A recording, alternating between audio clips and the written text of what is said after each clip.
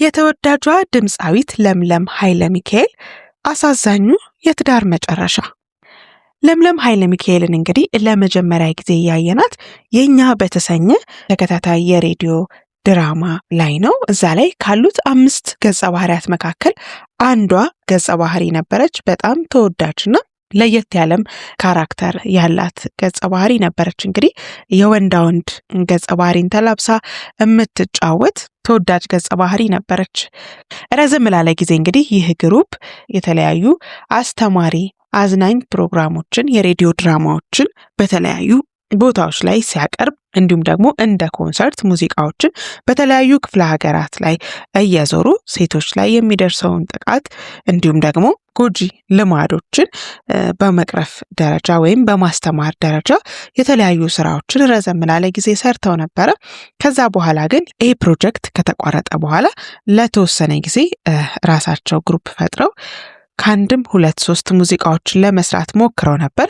ነገር ግን ያው እንግዲህ የህይወት ሩጫ ደግሞ ይህንን ያሰቡትን ስራ ሊያስቀጥላቸው ስላልቻለ ሁሉም ወደ የራሱ የህይወት ሩጫ በመግባቱ ምክንያት ሊከፋፈሉ ችለዋል። ሁሉም በየራሳቸው በየፊናቸው በዚሁ ስራ ላይ የቀጠሉም አሉ። እንዲሁም ደግሞ ይህንንም ስራ አቁመው በሌላ ስራ ላይ የተሰማሩም አሉ። ይህንን ስራ ካልተዉት ድምፃውያን መካከል ወይም ይህንን ስራ ካላቆሙት የግሩፑ አባላት መካከል እንግዲህ ለምለም ኃይለ ሚካኤል አንዷና ተጠቃሿ ናት። የተለያዩ ውብ ነጠላ ዜማዎችን ስታስደምጠን እንዲሁም ደግሞ ባሳለፍነው ዓመት እጅግ ምርጥ የሆነ አልበምን ያስደመጠችን ጎበዝ ድምፃዊት ናት። ከዚህ ግሩፕ ውስጥ እንግዲህ አብዛኞቹ በሚባል ደረጃ ባልሳሳት 3 ወይም 4 ከገንዘቡ ውጪ፣ በነገራችን ላይ ይህ ፕሮጀክት ከፍተኛ የሆነ ገንዘብ ተበጅቶለት ሲሰራ የነበረ ፕሮጀክት ነው በሰዓቱ። አሁን ላይ ለኛ እንኳን ዋው የምንለውን የደሞዝ ስኬል ያኔ እነሱ ይከፈላቸው ነበር። ከአበል ውጪ ከፍተኛ የሆነ ገንዘብ ነበረ በደሞዝ መልክ ሲከፈላቸው የነበረው። እጅግ ከፍተኛ የሆነ ገንዘብ እንግዲህ ከዛሬ 10 ዓመት በፊት ነው እያልኳችሁ ያለሁት። አሁን ለኛ ብርቅ የሆነብንን ገንዘብ ያኔ ለነሱ እንደ ቀልድ ይከፈላቸው ነበር። እናም እንደነገርኳችሁ ከ5ቱ ባልሳሳት 4ቱ ከገንዘቡ ባሻገር አንዳንድ ልጅ አትርፈውበታል ወይም ወልደው ለማሳደግ ተገደዋል። ማለትም የጀመሩት የፍቅር ግንኙነት ሊዘልቅ ባለመቻሉ ምክንያት ልጃቸውን ብቻቸውን ለማሳደግ ተገደው ነበረ። ይህንን ያስተዋለችው ለምለም እንደዚህ አይነት ህይወትን ላለመምራት በጽኑ ታግላ ነበረ። እናም በሰዓቱ ከዛ ባገኘችው ገንዘብ የራሷን ስራ ለመጀመር አቅዳ እንዲሁም ቤትና መኪናዋን ገዝታ ወዲያውኑ ነበር ይሄ ፕሮጀክት ሲቋረጥ ወደ ትዳር ዓለም የገባችው። እናም በቅርቡ እንደተናገረችው ከሆነ የትዳር ዓለም ለሷ ቀላል አልነበረም። ብዙ ፈተናዎች፣ ብዙ ውጣ ውረዶችን አሳልፋበታለች። በትዳሯም እንግዲህ 2 ሴት ልጆችን ከፈጣሪ በስጦታ መልክ አግኝታለች። እናም ቅድም ለመንገር እንደሞከርኩት ከ5ቱ ውስጥ በትዳር ያለችው ወይም የነበረችው እሷ ብቻ ነበረች። በትዳር ውስጥ 2 ልጆችን ማፍራት የቻለችው እሷ ብቻ ነበረች። ባሏ እንግዲህ ወይም ያገባት ሰው ድምፃዊ መሆኗን ያውቃል። የተለያዩ ክለቦች ላይ ትሰራ እንደነበርና ልትሰራም እንደምትችል ያውቃል። ሙያዋን አምኖበት ወዶት ነው ወደዚህ ህይወት ውስጥ አብሯት ለመግባት ፈቃደኛ የሆነው። በነገራችን ላይ ትዳር የምንለው በ2 ሰዎች ስምምነት የሚደረግ አብሮ የመኖር ፍቃድ ነው እንጂ አንደኛው ስለታገለ አንደኛው ብቻ ስለፈለገ የሚሆን ነገር አይደለም። ምናልባት አንደኛው ብቻ ስለፈለገ ትዳሩ ሊመሰረት ይችላል።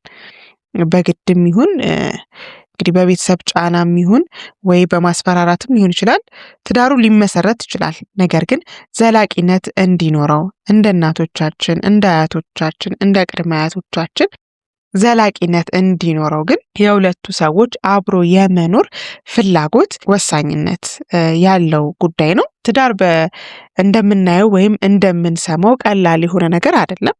ቤተሰቦቻችንን ወይ አካባቢያችን ላይ ያሉ ሰዎችን በትዳር ስኬታማ ናቸው ተብለው እንደ ምሳሌ የሚጠቀሱ ሰዎችን በምናስተውልበት ጊዜ በቃ እኛም የምንመኘው ያንን ነው። በቃ እንደነንትና ነው የምንፈልገው።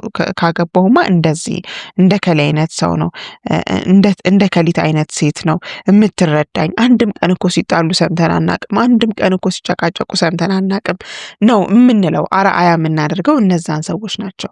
ነገር ግን እነዛ ሰዎች ሳይጣሉ ወይ ሳይጨቃጨቁ ወይ የሚያጋጫቸው ጉዳይ የሚያለያያቸው ጉዳይ ሳይኖር ቀርቶ ሳይሆን ያንን ነገር ለእኛ ስለማያሳዩ ነው፣ ወይም ለሌላው ሰው ጸባቸውን ስለማያሳዩ ነው። ፍቅራቸውን ብቻ እያሳዩን ስለሆነ ያደግነው ወይም የተመለከትነው የሚመስለን በቃ ትዳር ውስጥ ጸብ የሌለ፣ ትዳር ውስጥ መጋጨት የሌለ፣ ትዳር ውስጥ ልዩነት የሌለ ነውና መጨረሻ ልክ እኛ ስንገባበት የሆነች ግጭት ስትፈጠር፣ የሆነች መለያየት፣ አለመስማማት ሲፈጠር ይከብደናል።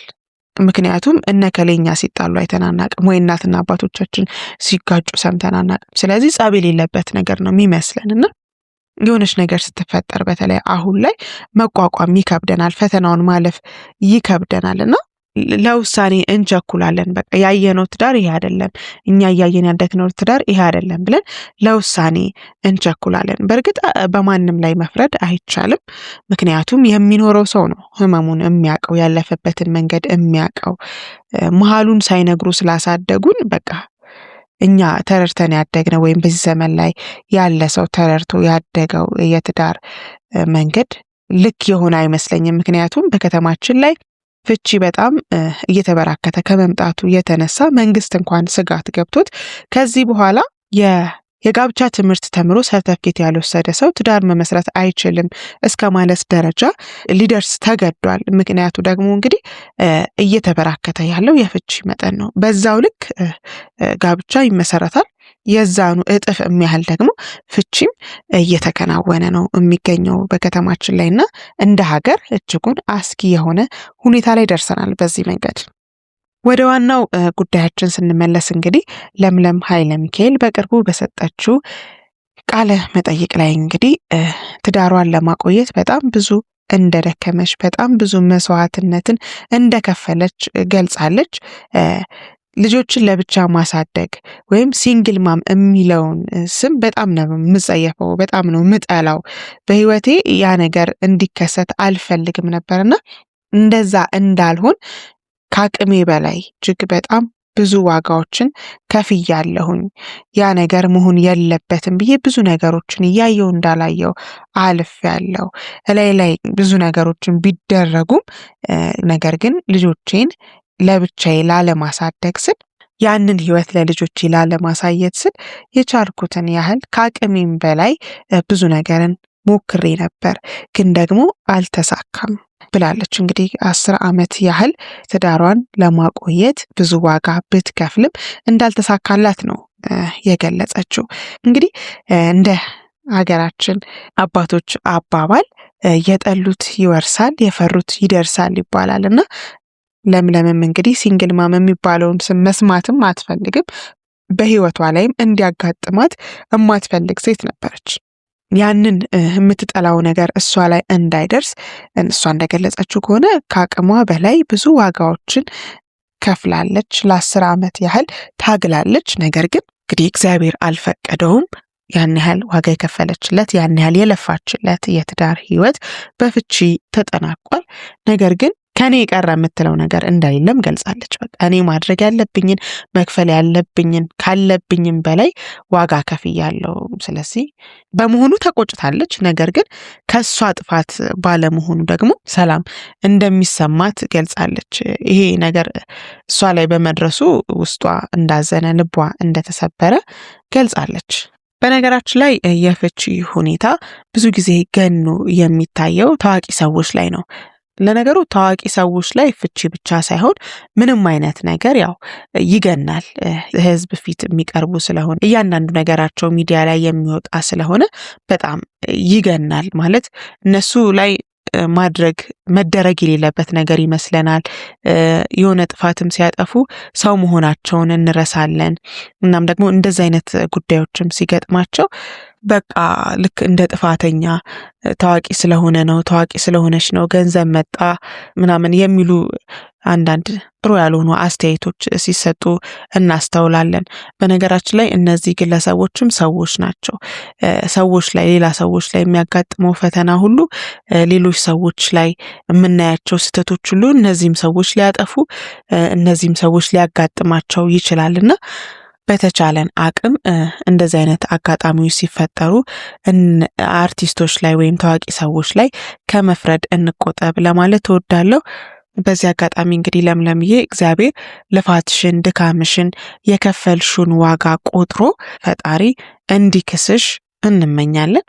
ምናልባትም የጥሞና ጊዜም አስፈልጓችሁ ሊሆን ይችላልና እግዚአብሔር ካለ ተመልሳችሁ የምትሆኑበት ልጆቻችሁን አብራችሁ የምታሳድጉበት ዘመን እንዲመጣ እንመኛለን። ለዛሬ የያዝነው መረጃ እንግዲህ ይህንን ይመስል ነበር።